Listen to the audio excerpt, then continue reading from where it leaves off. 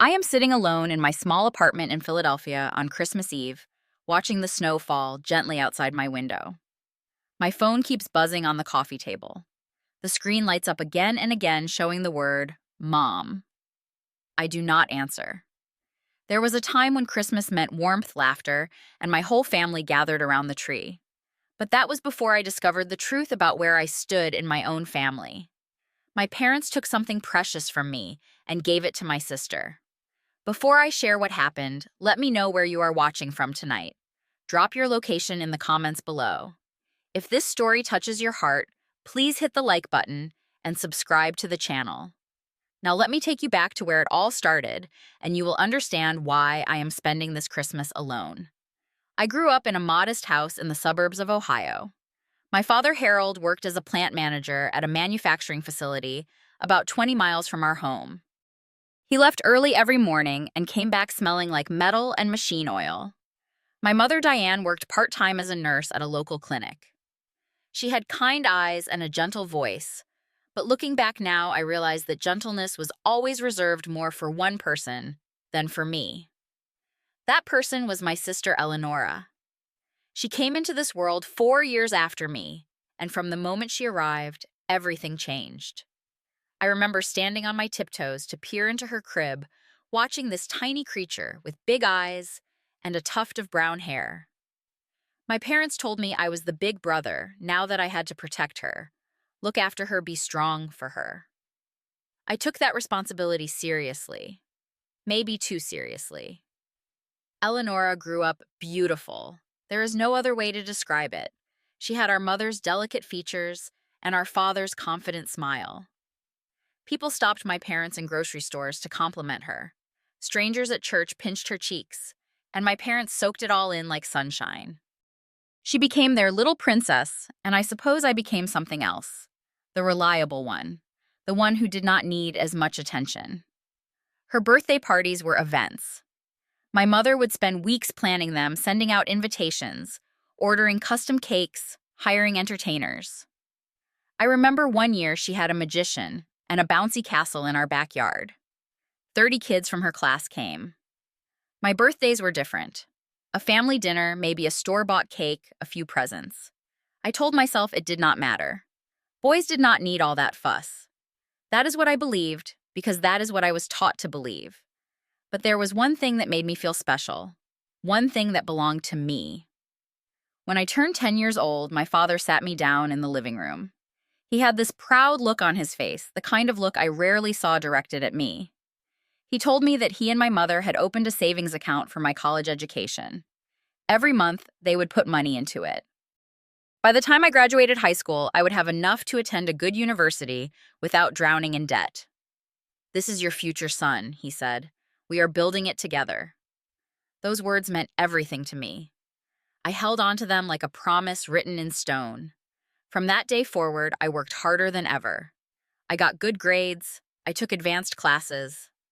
Every summer, I found odd jobs around the neighborhood, mowing lawns, washing cars, helping elderly neighbors with their groceries. I saved every dollar I earned and added it to that account. My parents matched my contributions, and the number grew steadily. By the time I reached my senior year of high school, that account held $47,000. I had spent 8 years dreaming about what that money would become. I applied to universities with engineering programs, and when the acceptance letter arrived from a prestigious school in Pennsylvania, I felt like I could touch the sky. Mechanical engineering, a real career. A future I had built with my own hands and my family's support. I remember holding that letter, reading the words over and over. My father patted my back. My mother hugged me. Eleonora glanced up from her phone and said congratulations before returning to whatever she was doing. I did not mind. I was too happy to notice the small cracks forming in the foundation of my family. That summer before college was supposed to be the best of my life. But something started to shift. Eleonora was 14 then, and she had developed new tastes, expensive tastes. She announced one evening at dinner that she wanted to transfer to a private school. The public school, she said, was beneath her. The teachers did not understand her. The other students were boring. I expected my parents to explain that private school was expensive, that they needed to be practical. Instead, my mother reached across the table and squeezed Eleonora's hand. "We will make it work, sweetheart," she said. My father nodded in agreement, not even asking about the cost. I sat there with my fork frozen halfway to my mouth. Something cold settled in my stomach. When I asked later about the finances, my mother waved her hand dismissively. "Do not worry about your sister," she said. "We will figure it out. You just focus on getting ready for college." So I did. I focused. But I could not help noticing other things. Eleonora started wearing designer clothes. She got the newest smartphone the day it came out. When she turned 16, my parents bought her a car. Not a used car, like the one I had saved for myself. A new car. Shiny and perfect, just like everything else in her life. I pushed down my discomfort. I told myself that Eleonora was going through a difficult age, that my parents knew what they were doing, that everything would be fine once I got to college and started my new life. I had no idea how wrong I was. My first semester at the university in Pennsylvania felt like stepping into a dream. The campus was beautiful, with old brick buildings covered in ivy and wide lawns where students gathered to study or play frisbee. My dorm room was small, but it was mine. My roommate, a guy from New Jersey named Marcus, became my first real friend in this new world. Classes were challenging in the best way. I loved the engineering courses, loved watching abstract formulas transform into real-world applications. I studied hard, made the dean's list, joined a study group. Everything was falling into place exactly as I had imagined. Then in February of my freshman year, I received an email from the financial office. My second semester tuition payment had not been received. There was a hold on my account. I needed to resolve this immediately, or I would be dropped from my classes. My heart started racing as I dialed my mother's number. She answered on the third ring, her voice cheerful and casual. "Mom," I said, trying to keep my voice steady. "I got an email about my tuition. They said the payment did not go through." There was a pause. Then she laughed, but it sounded forced. "Oh, honey, there is just a small issue with the bank. A technical problem. Your father is handling it. Do not worry about it." But I did worry. I worried when the emails kept coming. I worried when I had to borrow $200 from Marcus to buy my textbooks because my personal account was running low. I worried when my calls home started going to voicemail more often than not. Spring break arrived, and I took a bus home to Ohio. The house looked the same from the outside, but inside something felt different, tense. My mother hugged me a little too tight. My father avoided my eyes. Eleonora was in the living room when I walked in, video chatting with her friends. I heard her voice before I saw her face. "It is going to be amazing," she was saying. 2 weeks in Europe. We are going to Paris and Rome and Barcelona. My school does this trip every year for the honors students. I stopped in the doorway. 2 weeks in Europe for a high school trip. I did the math in my head. A trip like that would cost at least $7,000 or $8,000, maybe more. That night, I asked my father about my tuition situation. He was sitting in his usual chair watching television, but his eyes were not really focused on the screen. "Dad, I need to know what is going on with my college fund," I said. He shifted in his seat. "It is complicated, son. There have been some unexpected expenses." "What kind of expenses?" He opened his mouth to answer, but then my mother called him from the kitchen. He stood up quickly, looking almost relieved to escape. "We will talk tomorrow," he said over his shoulder. But we did not talk the next day, or the day after that.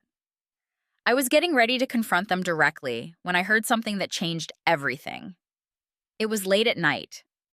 I could not sleep, so I had gone downstairs to get a glass of water. As I passed my parents' bedroom, I heard their voices through the door. They were arguing, trying to keep quiet, but failing. We had no choice, my mother was saying. Eleonora needed that opportunity. That school is her chance at a better future. He can take out loans like everyone else. My father's voice was heavy with guilt. He worked so hard for that money, Diane. He added to it himself every summer. How are we going to tell him I stood frozen in the hallway, my bare feet cold on the wooden floor? The glass of water trembled in my hand. I felt like someone had punched me in the chest and knocked all the air out of my lungs. They had taken my college fund, the money I had spent 8 years saving, the money my father had promised was my future. They had taken it and given it to Eleonora. The next morning, I walked into the kitchen where my parents were having coffee. My hands were shaking, but my voice was steady. "I need you to tell me the truth," I said. "What happened to my college fund?" My mother's face went pale. My father set down his cup and stared at the table. The silence stretched between us like a chasm. Finally, my father spoke.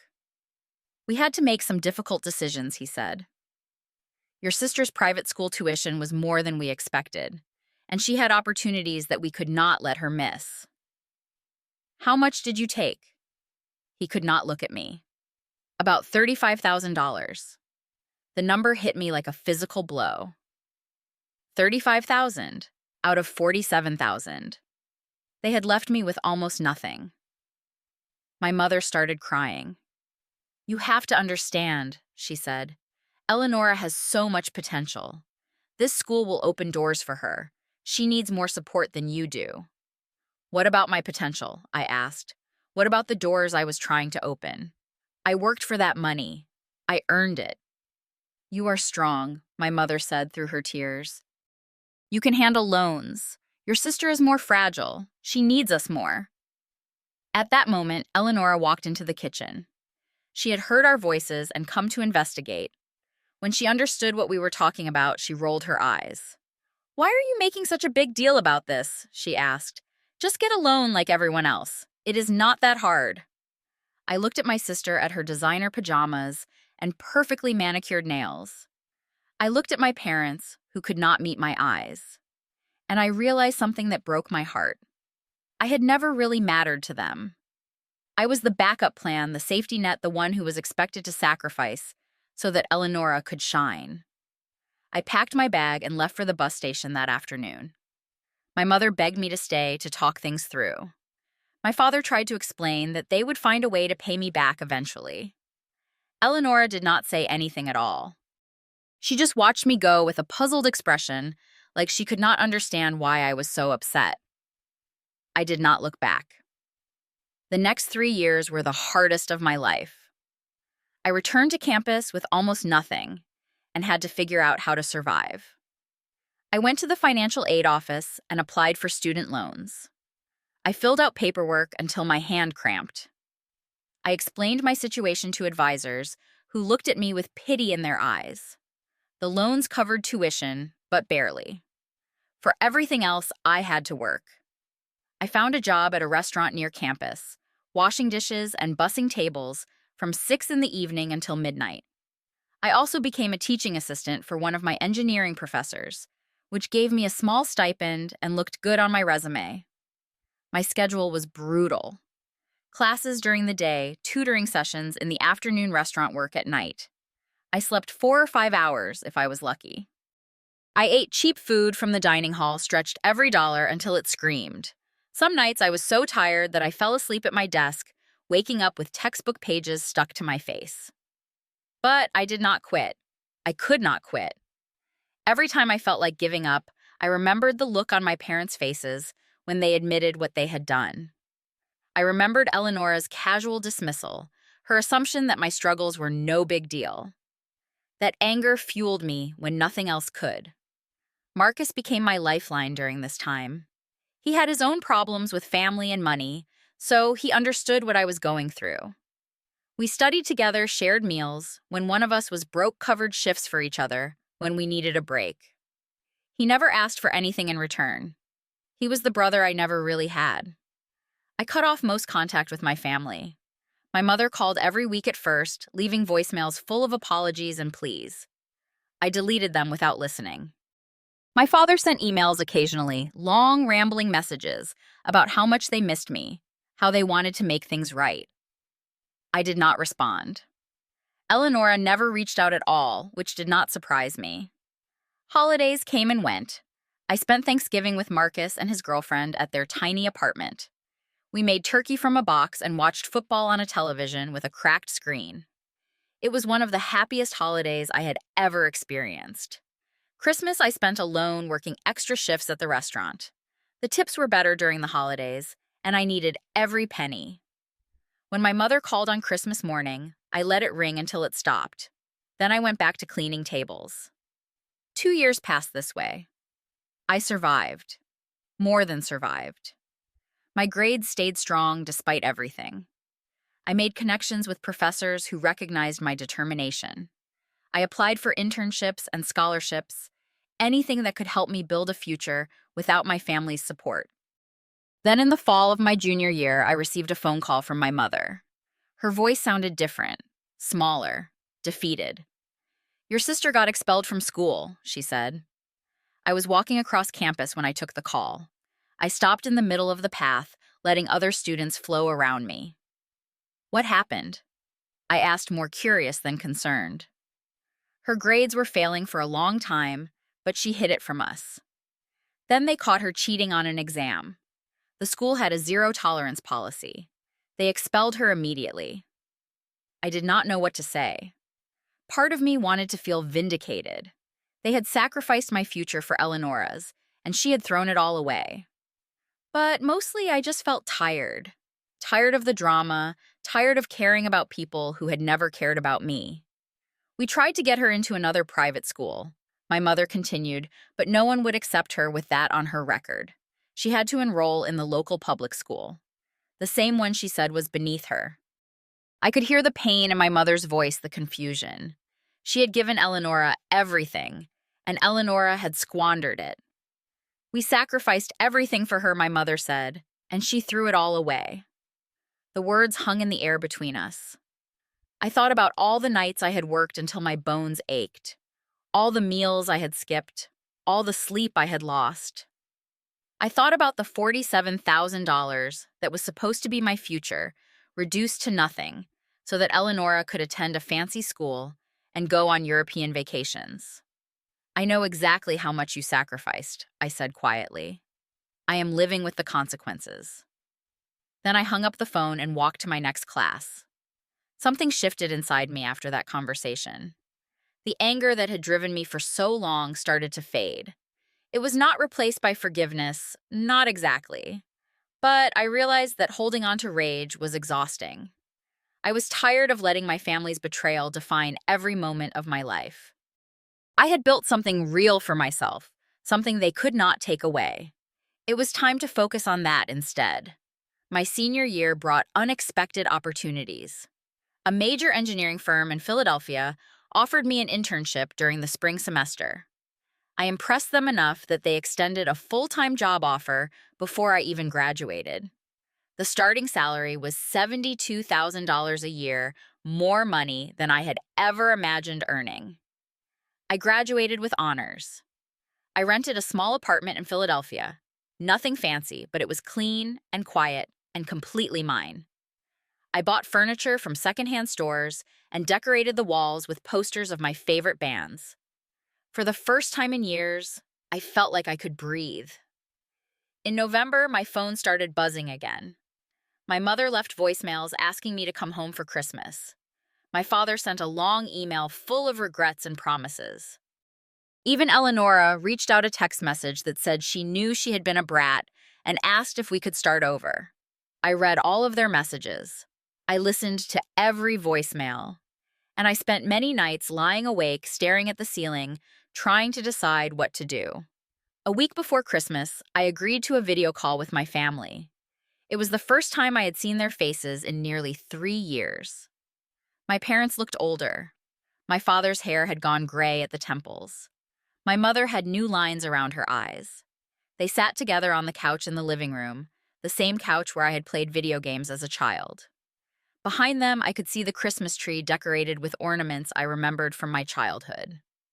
Eleonora appeared in the frame a moment later. She was 19 now, no longer the spoiled teenager I remembered. She looked tired, uncertain. The arrogance I had always seen in her eyes was gone. My mother spoke first. "We are so sorry," she said. "We know we failed you. We made terrible choices, and you paid the price." My father nodded. I promised you that money was your future, and I broke that promise. I do not expect you to forgive us, but we needed you to know how much we regret what we did. Then Eleonora leaned forward. I am sorry too, she said. I took what was yours and I did not deserve it. I wasted it on stupid things because I was selfish and spoiled. You worked so hard and I acted like it was nothing. I listened to them searching their faces for signs of manipulation or insincerity, but all I saw was genuine remorse.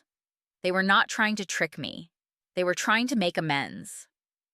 I appreciate you saying all of this, I said finally, and I want you to know that I forgive you. My mother's face lit up with hope, but I raised my hand to stop her before she could speak. I forgive you, I repeated, but I am not coming home for Christmas. The hope in my mother's eyes faded. My father's shoulders slumped. But I needed to say this needed them to understand. Forgiveness does not mean everything goes back to the way it was, I explained. You broke my trust in a way that changed my life. I had to rebuild everything from scratch while you watched Eleonora waste the future you stole from me. That does not disappear just because you are sorry. I took a deep breath. I need more time, I said. I am not ready to sit at that table and pretend we are a normal family. Maybe someday I will be. But not this year. My mother was crying softly. My father stared at his hands. But Eleonora surprised me. She nodded slowly, her eyes glistening with tears. I understand, she said. I will wait, however long it takes. We ended the call shortly after that. It was not a perfect conversation. There were no dramatic reconciliations or tearful group hugs. But there was honesty. There was a beginning, even if the ending was still uncertain. So here I am back where this story started. Sitting alone in my apartment on Christmas Eve, watching the snow fall outside my window. My phone has stopped buzzing. I think they finally understood that I need this space. But I am not sad. A few minutes ago, Marcus knocked on my door with a bottle of wine and a homemade pie.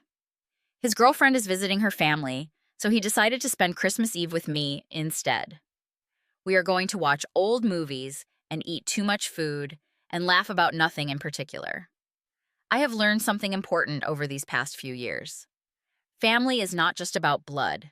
It is about the people who show up for you when everything falls apart. It is about the friends who lend you money without asking for it back, who study with you until 3 a.m, who bring you pie on Christmas Eve, because they do not want you to be alone.